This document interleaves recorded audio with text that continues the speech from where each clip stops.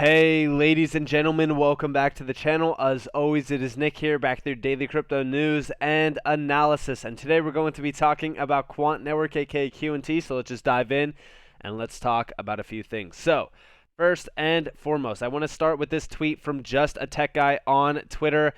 He is saying, you can't buy a token from Corda, Hyperledger Fabric, Hyperledger Basu, Quorum, DML, etc. But what if I told you that you could invest in all of them at the same time, Q&T? Now, the crazy thing about this, right, is that we have been watching a few of these major private blockchains. A lot of these tokens, or I shouldn't say tokens, a lot of these blockchain networks are already working with tokens in the space, like XLM, XRP, even HBAR, XDC, etc. Now, what's the substantial upside from them utilizing some of these tokens? Because it's not a guarantee of them utilizing some of these tokens for settlement, for a specific use case, whatever it is. We don't have like a clear on confirmation of that, but what we do have a confirmation of is the fact that these are private blockchains. They will need interoperability at some point in time to not only public blockchains, but they will also need interoperability to the legacy platforms. Now, who do you think is going to be the major winner around that? Who do you think is going to be the chosen one that they utilize for that? Well, I can tell you what right now. It's not going to be Chainlink. It's not going to be Cosmos. It is going to be Quant. Now, you might be wondering, well, why? Because Quant's the only one that is capable of interconnecting the private and public area in regards to blockchain to the legacy systems. We look at this around like permissioned and even permissionless blockchains in general and the adoption cycle of them. Again, they are making some major moves, but they will not be able to fully be adopted in and have their potential be realized without that connection bridge between them. This is why we look at Q&T, because it is the forefront of all of this. Now, what we have been really kind of watching for, though, as well, is the next technological breakthrough within crypto. And a lot of people actually do think that it is Q&T, and I would argue that it actually is. And we do see here a big picture view of why Q&T is the next big technological breakthrough in crypto since Ethereum, a small contribution, which I love the fact that they did say contribution. Just for that, they deserve a follow. Honestly, go check out Rory_BA_ on Twitter. But we do see some of the best tech is inspired by and born of the intelligence and complexity of nature, and Quant has drawn on this to the highest level. Quant's blockchain operating system overledger provides any-to-any interoperability between not only blockchains, but also legacy systems as well. This brings the power of blockchain to legacy and allows them to leverage it in an accessible, regulatory compliant way. Overledger is akin to, a micellular, I hope that I'm saying that right. No, I'm probably butchering it. I apologize, guys. But nonetheless, it is akin to this mycelial network, which essentially acts as an interoperability layer between organisms, usually plants and fungus, allowing them to communicate, cooperate, and synchronize their behaviors in response to ever-changing environmental conditions. And I would assume that this is what he's basically discussing down here, where you have all of the connections, the roots of it. And we do see this allows them to not only survive but thrive together. Mycelial networks are fundamental to life itself. By the way, if I'm butchering this name, I do apologize. They provide a synergistic web of interaction which allows for the entire ecosystems to form between all sorts of plants and fungi.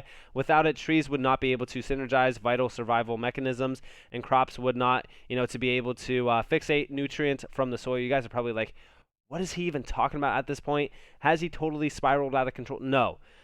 He's just talking about how a lot of this is not going to thrive and not be able to, really kind of be inceptualized without something like Quant. Because down here, there is no ecosystem without interoperability. No organism exists alone because it cannot exist alone. As life stagnates without connection, as it currently exists, each blockchain is relatively siloed, like a lone plant, which struggles to make up by the way, I love these analogies, just so that you guys know, Rory is absolutely killing it right here. To make up an ecosystem when considering the space in its entirety. Sure, there are a few cross-chain bridges, but we all know how they work out. There is Cosmos, Polkadot, but they cater mostly to their internal systems, and this is exactly why a lot of these are not the chosen one. When we look at Quant, Quant is becoming a major giant in this space. And by the way, this thread goes on for so long. Incredible thread. Definitely go check it out if you guys do want to go have not only a biology lesson, but also a crypto lesson. But yeah, I think that this is, something to really kind of think about. Like, there is no ecosystem without interoperability. Like, there's not going to be, this market of major winners without something like Quant. Like, this is why Quant is the next major technological breakthrough in crypto since Ethereum. And it is the biggest one since Ethereum as well. And I would argue that it's the biggest one since the inception of crypto, because it allows for this specific market to be intertwined with the legacy systems. And we actually do see over here from Anderson himself saying XRP, QNT, XDC, and other cryptos will change the world when enterprises and banks will buy them. Not for a want, but for a need. And a lot of people say that these are painfully boring now, the future that never comes. Like, what do you think is happening right now? Like, go and look at things happening around the Digital Pound Foundation. Look at things that are happening around the Digital Dollar Foundation. Like, things are rapidly moving. In fact, talking about this, yes, we will get to the point where banks are going to be adopting in and really kind of scooping up a lot of these tokens and, adopting these systems that we are utilizing or even buying on a day-to-day basis, because guess what? They will need them. In fact, we actually do see a lot of things happening right now around regulations. Going back to July 20th, 2022, the rules are, part of a long-awaited financial services and markets bill aimed at strengthening the UK financial system post-Brexit. The government, has said crypto will play a part of the country's broader strategy to increase economic competitiveness. And over here, we also do see the U.S. House Financial Services Committee. Lawmakers will delay the markup of a widely anticipated bipartisan stablecoin bill this week after Treasury Secretary Janet Yellen pushed for changes in a key provision of this legislation. Now, I know that this is kind of like stifling it, but since then we actually did see this come to inception. We've been seeing a lot of discussions around stablecoins and adopting them, but I want to bring these up because we have been seeing a major move in on regulatory stance and regulatory discussion. And also just recently, going back to June 28th, this actually did get fully released, I'm pretty sure. I don't know if we did see... So there's a few things here. So this is a full-on breakdown of everything that they have been discussing within crypto. This is from a Reuters event. Now, this event has already taken place, just so that you guys know. But the reason why I bring this back up and the reason why we discuss this is you could see a few things happening around this. Look at all the focus points. So how digital enablement can drive better relationships with retail and small business banking customers, driving collaboration and interoperability across Europe. Look at all the major players down here. La Banque Postale, Deutsche Bank, Griffin, AZA Finance, and the Payments Association EU. And then we do see like ISO 222 for payments, boosting your business through richer data, Swift, NatWest Group, and of course, Deutsche Bank. And then down here, enhancing your cross-border offering to provide frictionless and secure international payments for customers. And a lot of this is focusing on digitization and the future of banking. We look at this because, again, it's all talking about an open and digital world, a space that's going to be focusing on digital wallets, crypto in general. A lot of this is focused on tokenization as well. It's focused on CBDCs. Like, for example, here we have evaluating the impact of CBDCs and crypto on the cashless movement. I don't think that we will see a cashless movement, but we definitely will see some sort of move towards a more digitized approach. And this is focused on the Bank of England, Citi, Glint, NatWest, and the Digital Euro Association. The reason why we have been looking at this is because, again, like all of this needs interoperability to fully survive and thrive. This is why when we look at this large ecosystem of major crypto players, guess who comes up all the time? Quant. Thank you, Rory, for giving us that awesome biology lesson, because now we do know that this ecosystem will not thrive without that major connection. I know that this was a very confusing thread. I just bring it up again because it was such an incredible analogy and breakdown of Quant in such a different perspective that we are always utilizing it as. But yeah, I mean, like, this market is something special. A lot of these tokens do provide incredible amounts of value, but it's really not going to be, realized unless we do see interoperability at the core. Like, we still need that interoperability system at the, forefront of all of this for everything to truly work out perfectly. And talking about this, the digital, pound foundation has also been doing a lot of movements with major banks. For an example, the CBDC track from InvestHK invites banks, fintechs, and tech firms to submit ideas for 8 key areas: retail CBDCs, wholesale CBDCs, programmability, interoperability, privacy, cybersecurity, FX, and liquidity, and offline payments as well. These are huge areas that we have been focusing on within the CBDC. Wow, I can't even talk. Area, because this is the forefront of it all. This is going to be the forefront of true digitization of payments and finance. This is what's going to really kind of allow for crypto to be adopted in. More so these ones down here. I don't really like the idea of a retail CBDC. I'm fine with a wholesale CBDC. And for anybody who hasn't watched my other videos and knows what these two mean, basically a wholesale CBDC is where central bankers are only utilizing the CBDC, and then a retail is pretty self-explanatory. It's me, you, and everybody utilizing traceable digital tokens instead of, hard paper cash. So again, when we really kind of look at this, I'm all for support of a wholesale, but if we do usually get a wholesale, we will most likely get that retail one as well, which is not going to be a great thing.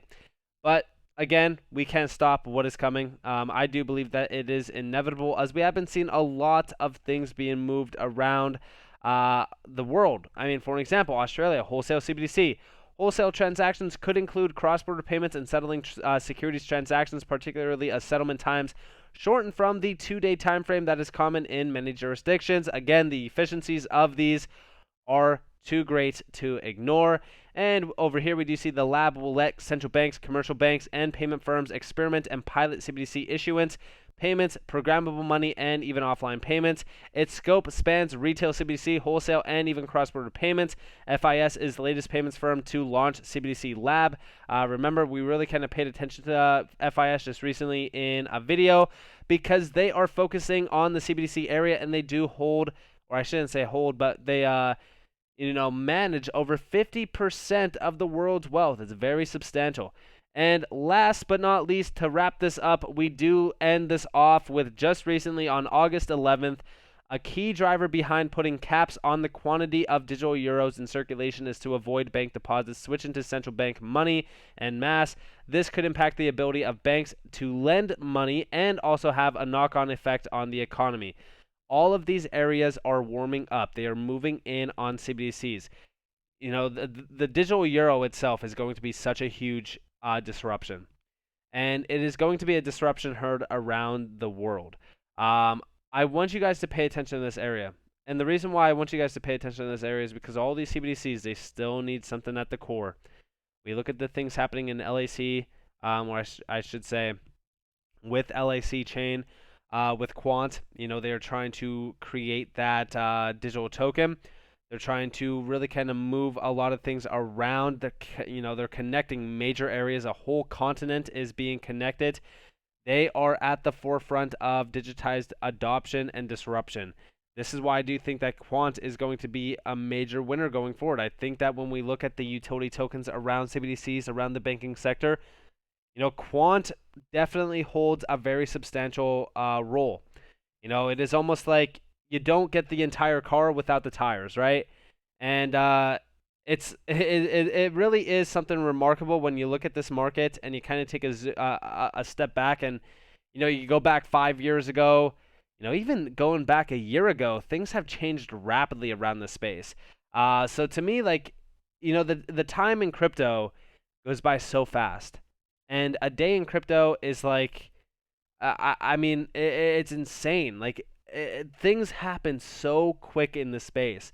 We've seen CBDCs go from just, trials and pilots and discussions to, going fully live to full-on disruption globally. And now we are seeing major talks about it and adopting it in this time frame, that time frame.